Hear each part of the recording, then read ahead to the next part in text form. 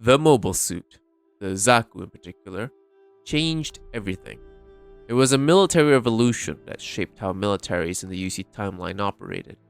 Before, infantry, tanks, planes, and naval or spaceships made up the armed forces. After the introduction of the mobile suit, however, militaries seemingly only built themselves around this particular platform. Tanks and planes were seemingly completely phased out or severely reduced in capacity, save for a few models tied to mobile suits. Infantry was relegated to garrisoning duties and boarding actions, while blue water navies existed only in a state of half-life, only there to hunt down the last remnants of an enemy from a bygone era.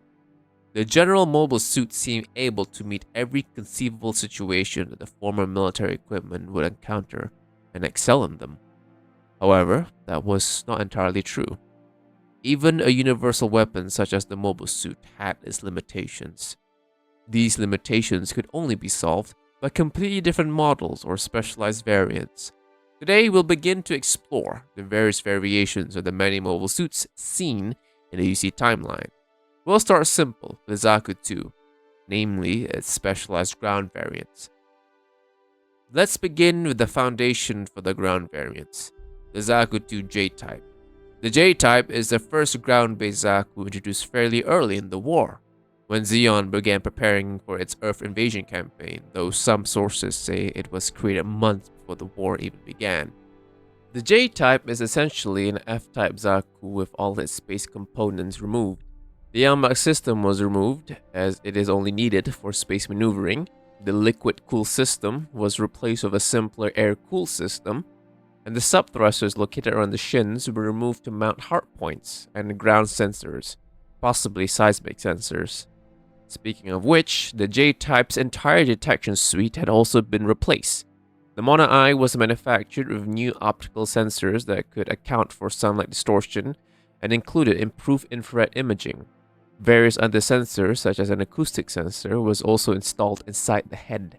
While space has its own issue with debris and micrometeoroids, the problem is compounded tenfold in the atmosphere by dust, dirt, sand, liquids, or any other materials that could compromise the countless moving parts of a mobile suit. In turn, sealants and light materials were added to all possible nooks in the Zaku's construction to prevent most intrusions. Certain environments still required specialized solutions. The sealants and covers are a lot more apparent in Thunderbolt's rendition of the mobile suit. Even the feet appear to be redesigned to have a wider contact surface. Personally, I find it to look a lot like the F2. In all, the J-type was a much simpler version of the common F-type. With all the extra parts removed, the J-type model was significantly lighter and thus performed better in atmosphere when stacked up against the F-type. A jungle variant was created in the JC type. The JC was a simple modification of the J-type with better waterproof sealants, a different foot pattern optimized for soft ground traversing, and a different cockpit hatch that opens the entire front chest, with the upper half providing pilots with shade from the sun. Most Zakus have their entrance hatch on the left side of the chest.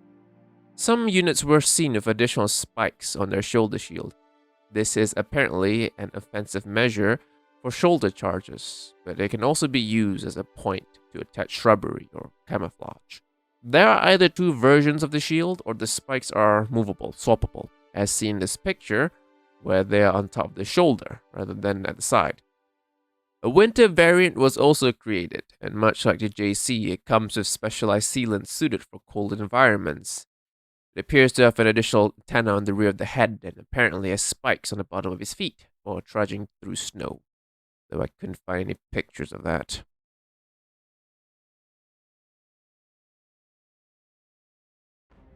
Artillery has been known as the king of the battlefield for a long time. Shooting explosive shells from a long distance is a very effective way to eliminate hostile forces at no cost to your own. Zeon relied on the Magella attack self-propelled platform to take this role for the majority of the war. Its 175mm cannon was used for both over-the-horizon and direct fire support.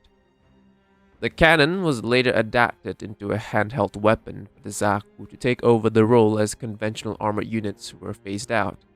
Zeon's artillery force mainly consisted of the two artillery platforms. That was until the gun cannon appeared later in September, when a purpose-built mobile artillery unit was created.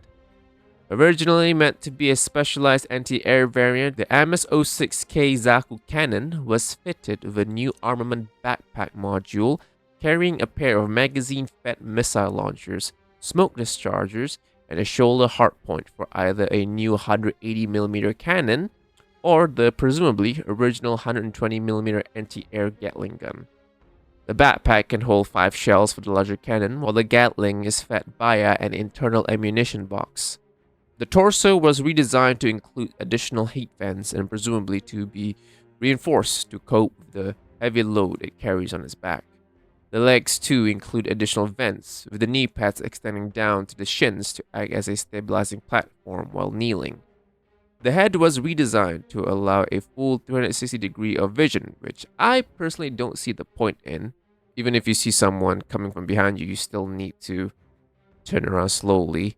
Plus, these things, an artillery team, they will never, well, they should not operate alone. There's always a team around them to do spotting or whatever. So, yeah, I'm not sure what the 360 degree thing is for, but that's just my opinion. Anyway, the Zaku cannon also sports a possibly stronger antenna receiver to receive fire emissions from longer distances. The mouth vent is visibly large too, along the removal of power pipes. Seemingly every available space is allocated to vents for cooling or to redirect gases from each shot. At least 9 was created at California base, with a handful appearing on other fronts. 2 survived all the way to UC 0096. The Earth Federation also made use of the mobile suit, continuing the production for its own military. There's also this parachute backpack, which I did mention earlier, and that is because I have no idea how functional it is. Obviously, it will function as a landing device. There is the parachute, and the thrusters are there for that last second before touchdown to soften the landing. But then it comes off, and you can see that 1, the guns are not attached to the backpack, unless it's a very thin backpack thing, and 2, it wouldn't have any ammo. Maybe the ammunition backpack is dropped separately and attached later, but this unicorn depiction goes against the older descriptions and the visual depictions of the weapon pack, where the weapons are undeniably integrated with the system. As the war dragged on and the Federation came ever closer to reclaiming California base, Zeon shifted local production to what was most critical needed on the front line, namely the Zaku J-type, maybe even a Dom. Zaku cannon production was seemingly halted, and any leftover parts, namely the weapons pack, would be repurposed onto existing chassis, especially older ones. Available Zaku Js and even older Zaku C types were repurposed into the MS-06JK or CK Zaku half cannon, and I am happy to report that this is one of the few model kits that I actually own.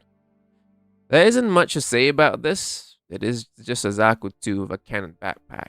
It does have fewer vent ports, so cooling or recoil control could be poorer compared to the normal cannon. The Origin version, the one I have, the CK, is actually the production version of the original cannon. In Origin timeline, the original Zaku cannon was actually a prototype, and this is the production model of it. There's also another fire support model, the MS-06L Zaku missile equipment type. It's from a tabletop game called Twilight of Zeon, of all things. There's no picture of it, or no official ones. There's this fan-made one that I could find, but it is described as a Zaku J with missile launchers on the shoulders, arms, waist, and legs. In fact, actually, there's also another Zaku J in the game called the MS-06J Zaku Reinforced Armor type. Going by that name alone, it's probably just an up-armored Zaku ground. Before the Goof was created to combat the emerging Gyms and Gundams, Zeon opted to upgrade what they already had as a stopgap to combat Federation mobile suits, while second-generation mobile suits were still under development. The MS-06G Zaku 2 High Mobility Ground type was presumably the result of combining elements from the Space-Only High Mobility Test type with the J Ground type. The most obvious change was the legs, where thrusters akin to the Space R1A high mobility type are observed, though only on the outer shin section.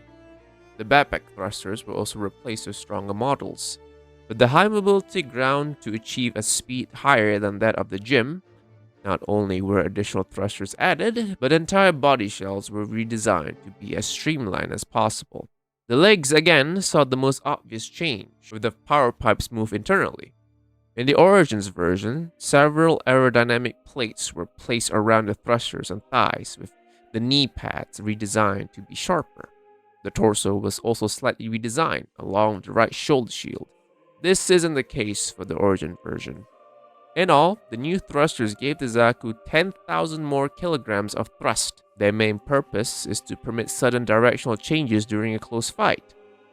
The Origins rendition, however, allows ground hovering much like the Dom.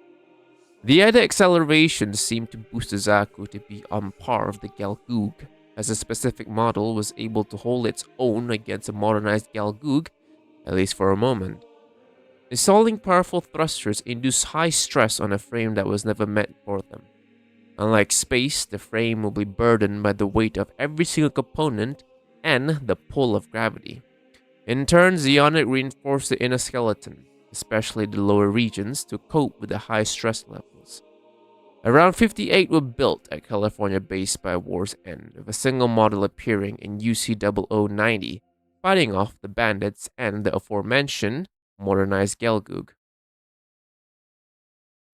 And finally, we have the ground variant of the longest standing legacy, the MS-06D Zaku Desert type. Designed and built at California base, the Zaku variant was developed specifically for desert warfare. It saw deployment across Africa and the western regions of North America, and may have also served in Australia and the Gobi Desert.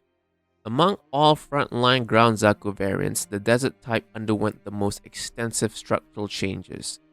Large portions of its armor were redesigned and lightened to improve mobility over loose sand and other unstable terrain. The head features a prominent communications antenna. If Battle Operations 2 accurately reflects in-universe specifications, this antenna likely houses more powerful radar and sensor equipment. An alternate version equipped with twin antennas also exists.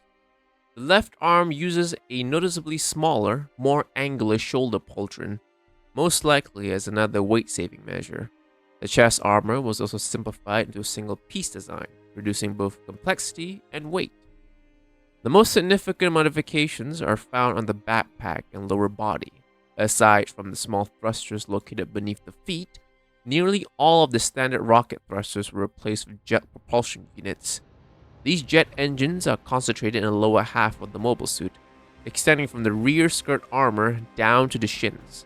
Presumably, the knee vents serve as the engine's air intakes. The redesigned backpack appears to function primarily as a cooling system, with its distinctive shape resembling a large air-cooled radiator. The Desert Zaku also introduced a wide range of new weapons and equipment.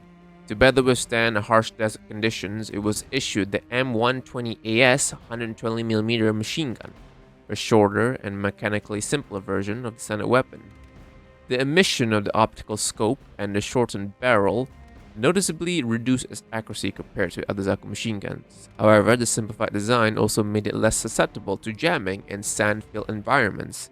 A longer barrel version was later introduced on subsequent production models. Sources list its ammunition capacity at either 800 or 145 rounds. The latter number sounds a lot more plausible. The left arm could mount either a small shield or a Rats River type triple missile pod. An additional Rats River type P3 double missile pod could be attached to the waist. When missile pods were not installed, the Desert Zaku instead carried two satchels of SA-712 cracker grenades, one on each side of the waist. Some units stationed around the Grand Canyon were also observed operating with large Gatling guns, giving them significantly greater sustained firepower. Unlike the other ground Zaku variants, the MS-06D Zaku Desert type continued to evolve after the 1-year war, albeit through unofficial means. Following Zeon's defeat on Earth, many surviving forces either retreated beneath the oceans or disappeared into remote regions. The largest concentration of Zeon remnants withdrew deep into Africa, where anti-Federation sentiment was widespread among the local population. There, Zeon soldiers found sanctuary and logistical support from numerous settlements and resistance groups. Among these organizations was the African Independence Front, a secessionist movement seeking to free the continent from Earth Federation control. These groups sheltered Zeon personnel and supplied them with the resources needed to wage a prolonged guerrilla campaign against local Federation forces. With this support, Zeon engineers continued developing existing mobile suits while also producing entirely new designs such as the Ghoul. The Zaku desert type seen in UC0088 represents the definitive evolution of the original model. Over the course of 8 years, remnant forces, including the famed Rommel Corps, modernized the machine with newer technologies. It also appears that this upgraded version entered limited mass production among Zeon and African forces. The revised Desert Zaku features a completely redesigned torso incorporating a modern panoramic cockpit and a more powerful reactor. Its air filtration system was also significantly improved, allowing the mobile suit to remain buried beneath the sand for extended periods while waiting in ambush. During these concealment operations, only the machine's tall communications antenna protrude above the surface, enabling the pilot to maintain contact with allied forces. Beyond the redesigned shoulder armor, the greatest improvement lies in the machine's mobility. Whereas the original backpack served almost exclusively as a cooling unit, the upgraded version incorporates additional fuel storage for the jet propulsion system. This greatly extends operational range while also increasing available thrust and top speed. The rear-mounted shin jets are noticeably larger and, when paired with the newly developed sand jet skis, allow the Desert Zaku to skim across the desert much like the MS-09 Dom. The Remnants also introduced two new weapons, a 290mm rocket launcher and an enhanced Heat Hawk. This new Desert Zaku became a common sight across the African continent, serving both Zeon Remnant units and the African independence movements. Lieutenant Colonel Desert Rommel piloted a customized machine that could be an earlier model of this upgrade program, as it more closely resembles the original Zaku. It is also possible that his mobile suit was just a customized ground Zaku, since it lacks many of the Desert Zaku's defining characteristics, including its jet propulsion system and specialized backpack. Or this Zaku may simply just be Desert Rommel's personal preferences. Desert Zaku's service continued beyond the Neo-Zeon War. As of UC0096, a surviving example appeared during the Battle of Torrington in Australia, fighting alongside two of its fellow desert-adapted mobile suits. We shall end it here for now. These were pretty much all of the ground or terrestrial Zaku designs. We'll continue to explore the rest of the Zaku variants at a later time. But until then, my fellow Jovians and pilots, do please take care of yourselves.